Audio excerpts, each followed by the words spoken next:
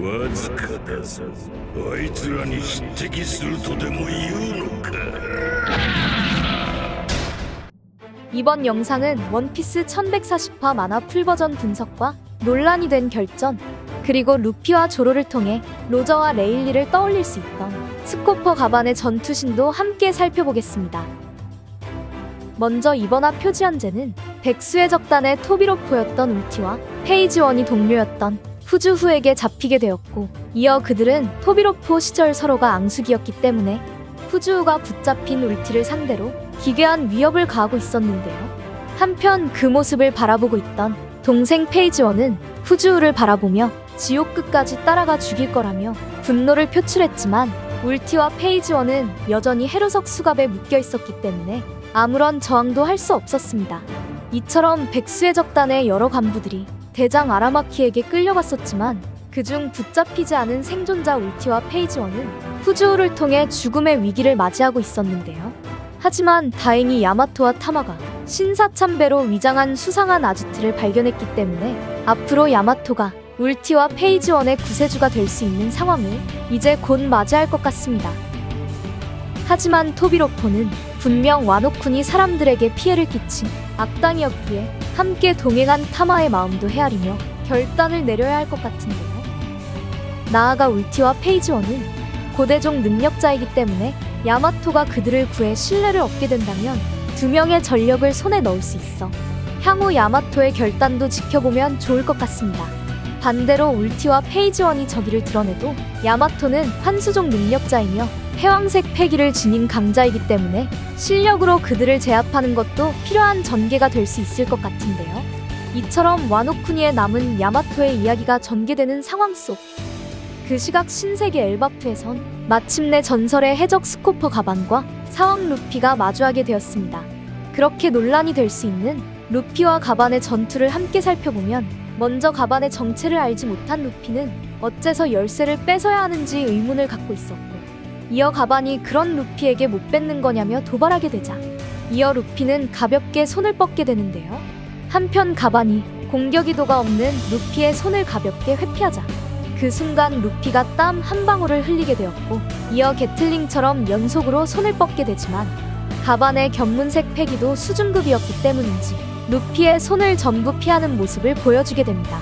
이처럼 가반이 자신의 기운과 패기를 갈무리했는지 여전히 루피는 가반이 지닌 패기를 느끼지 못했고, 이어 돌아가야 할 곳이 있다며 다시 한번 손을 뻗게 되자 그 순간 가반이 열쇠의 패기를 두르며 진심으로 루피를 타격했습니다.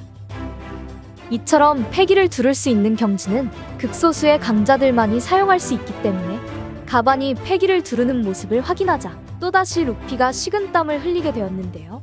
그렇게 나미는 카이도까지 격파한 루피가 어느 노인에게 공격을 당하자 믿을 수 없는 표정을 보이게 되었고, 반면 루피는 패기를 두른 가반에게 위화감을 느끼지 못했는지 여전히 주먹이 아닌 손을 내지르며 열쇠를 빼앗으려 했습니다.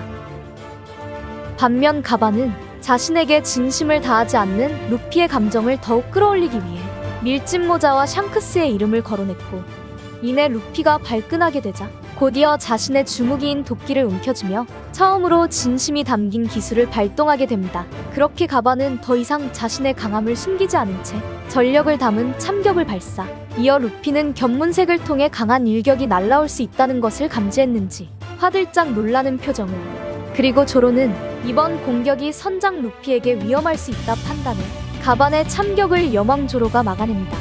이처럼 가반의 일격을 막은 조로 또한 예사롭지 않은 노인의 강함에 식은땀을 흘리게 되었고, 이어 가반은 좋은 선원과 함께하고 있다며 웃음을 짓게 되었는데요. 그렇게 노인의 강함을 인정한 루피는 마침내 자신의 최고 지점 기어피프스를 발동했고, 이어 조로 또한 전투에 참전하며 동시에 가반을 상대하려는 모습이 전개됐습니다. 한편 가반은 루피의 기어피프스를 바라보자 이 순간을 기다려왔다는 듯한 반응이었는데요. 나아가 루피와 조로의 모습은 흡사 38년 전 천룡인들이 인간 사냥 대회를 벌이며 로저의 적단과 록스의 적단이 격돌했던 갓벨리 사건을 떠올릴 수 있는 전투의 구도였습니다. 이처럼 로저와 루피는 지배에 관심이 없으며 자유를 쫓는 공통점을 지니고 있었고, 나아가 여망조로는 훗날 레일리처럼 명왕에 등극할 수 있는 밀짚모자 해적단의 부선장이자 2인자로서의 모습을 보여주고 있기 때문에 가반은 둘의 모습을 통해 분명 로저와 레일리를 떠올릴 수 있었고, 나아가 오다셈은 언젠가 루피가 해적왕을, 그리고 조로는 명왕이라는 타이틀을 얻을 수 있다는 구도를 독자들에게 암시한 것 같습니다. 더불어 루피는 상디가 나이를 먹으면 가반처럼 될 것 같다는 기분이 들었기 때문에 이번 화에서도 다시 한번 로저의 적단의 3인방과 밀짚모자 일당 3인방의 평행이론의 느낌을 간접적으로 받을 수 있었는데요. 한편 가반은 로저와의 모험을 통해 세계의 모든 진실도 알고 있었기 때문에 그토록 기다리던 루피의 변신 모습을 실제로 확인하자 바로 항복을 선언했고, 이어 밀짚모자를 건넨 샹크스와의 대화를 떠올렸기에 이번 결전은 바로 루피가 밀짚모자에 어울리는 남자인지 확인하고 싶은 목적이 있었음을 알 수 있었죠. 그렇게 루피의 변신을 바라본 가반은 로키를 해방시킬 수 있는 열쇠를 건네주었고, 이후에도 엘바프가 멀쩡하다면 다시 한번 자신을 찾으러 오라는 말을 건넸습니다. 이처럼 가반이 떠나면서까지 자신의 정체를 알려주지 않은 이유로는 원피스 일부 레일리의 언급을 예시로 들어볼 수 있는데요. 너희들의 배로 한 걸음씩 나아가거라. 너희들에게 지금 여기서 내가 역사의 전부를 이야기해도 지금 너희들로선 아무것도 하지 못해. 천천히 세계를 둘러보고서 이끌어낸 답이 우리와 같으리라는 보장도 없으니. 그렇게 가반 또한 레일리와 생각이 같다면 최근 엘바프에 방문한 밀짚모자 일당의 모험 시간도 존중하고 있어 엘바프의 모든 모험이 끝이 난다면 그때 루피에게 필요한 조력자의 역할이 시작될 것 같은데요. 이처럼 가반은 마지막 로드 포네그리프의 행방을 알 수 있는 불의 상처인 남자 중 가장 유력한 후보 중 한 명이고, 나아가 기록 지침의 최종 지점 로드스타 섬에 관한 비밀을 들려주며 밀짚모자 일당이 로저의 적당과 달리 시간도 절약하며 조금 더 빠르게 라프텔에 당도할 수 있는 경험도 알려줄 수 있기 때문에 엘바프를 떠나기 전 자신을 찾아오라는 이유와 목적도 추측할 수 있었습니다. 한편 가반은 로저의 적단의 염원 중 하나였던 하얀 전사를 눈으로 확인하자 바로 항복을 선언했고, 이어 루피와 조로의 전투는 비록 싱겁게 끝나긴 했지만 저는 이번 결전에서 오다셈이 전설의 해적 가반의 예우를 지켜주며 훗날 해적왕과 명왕이 될 수 있는 루피와 조로의 모습을 보여주고 싶다는 의도를 생각해 볼 수 있었습니다.